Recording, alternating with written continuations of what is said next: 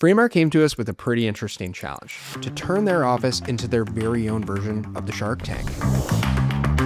But the goal of this project wasn't just to build a cool set, it was to bring hairdressers directly into their product innovation process. Framar is a hair tools and accessories company used by stylists all over the world, and they built their brand by staying really close to the people behind the chair. Yeah, this goes from like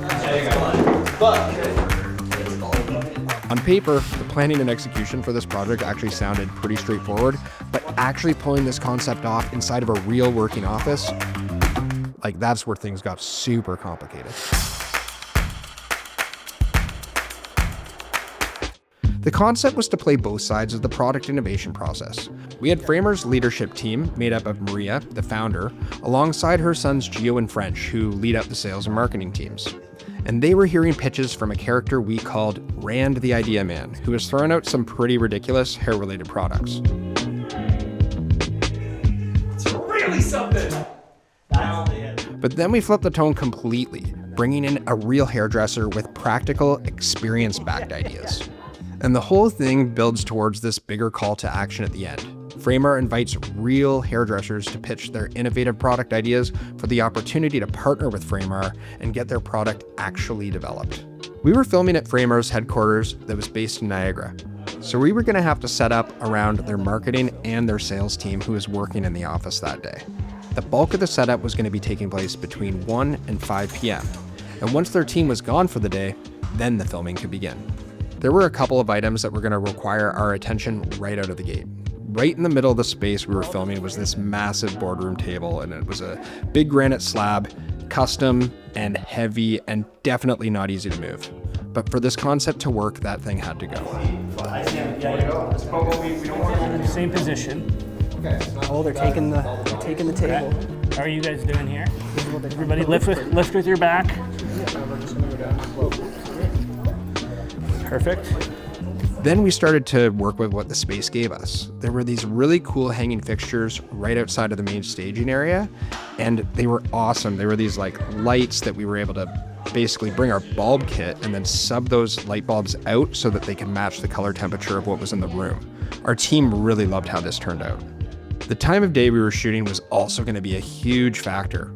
We were starting in the afternoon, and the space had these massive floor-to-ceiling windows on the right side. So what we had to do is we had to block that out. Typically, office spaces, they don't have blackout blinds. So we're in this position where we had to basically bring a ton of pipe and drape to the space, which meant traveling with extra equipment, but it was worth it because it allowed us to film that much sooner. And then it came to the lighting and the design. So the lighting we brought in was actually going to serve as a key set design piece. We wanted the lighting to feel super elevated and really grand. So here's what we did. We did a soft overhead lantern as our key light. Then at the back of the set, we stretched this large silk. It barely had enough silk to actually make this work, but we diffused the light and it looked really nice and soft and created this even glow across the scene. Then we had a couple of colored spotlight hits. And then we had these pixel tubes that we put in the formation of an X that we were actually be able to control the scene color based on who was in the scene. As you can see, lighting became a huge part of the set and the storytelling. By the time the talent arrived and everything was dialed in, it was time to stop building and start the filming process. The talent situation was a little different than your typical shoot. We had 5 people. Rand, the Idea Man, our professional hired talent. We had Julie, the real hairstylist, and then we had Gio, French, and Maria from the Framar team. So taking a step back, coaching talent without a ton of experience really starts in the writing. Why don't we toss him the potato right now? That's good. Okay. I'm really lit up right now. The goal of this was to make the script feel super natural and not overwhelming in any way. That usually means shorter phrases and reaction-based moments. This shot is just like if you think just action. And building in a little bit of space for some cutaways added way more flexibility in post.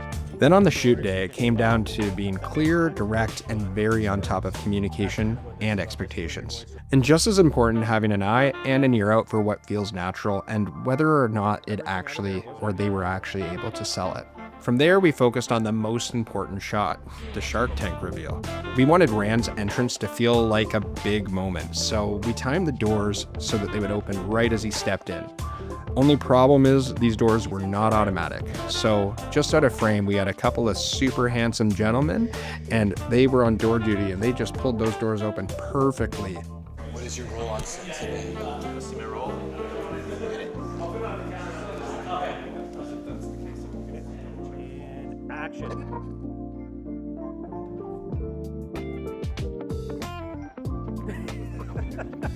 It was all about being in sync, and I mean, those handsome fellas had no problem pulling that together, let's be real. Continuity. Sorry, what the hell? Continuity is a big part in any commercial, and not just in your typical linear sense of continuity, where we make sure that everything matches together shot by shot. In this, we had two big things that we were managing on set. It was lighting and the wardrobe. On the lighting side, we had a couple of very different looks depending on the pitch and the talent. We had blue for Julie, and then we had pink for Rand. So we were regularly switching up these setups and the tone of each moment. At the same time, our judges from the Framar team were present throughout the entire video, which meant every little lighting change had this ripple effect that would impact their wardrobe. And so basically, we had to have people on set going, okay, well, now we're switching colors, we got to make sure that they switch wardrobe. This is the issue. Yeah. It's either they swap the outfits or we swap our setup. Probably the outfits, I guess. And made sure that we didn't have any issues and get into post and we're like, oh, well, we have pink footage now with Julie in it and can't use it. So there was a lot of planning around the order that we shot everything. The goal was to minimize wardrobe changes as much as possible, Love that. Just making wardrobe decisions. so that the talent could stay really focused on actually performing and not constantly going back and forth between the change room. It sounds small, but scheduling and shooting in blocks has a huge impact on how successful the shoot is and how smoothly it runs. This project pushed us to balance creative storytelling and some real-world constraints, all while turning a working office into a fully controlled, story-driven set. In the end, it all came together to create something that not only entertained, but also opened the door for real hairdressers to shape the future of Framar's products.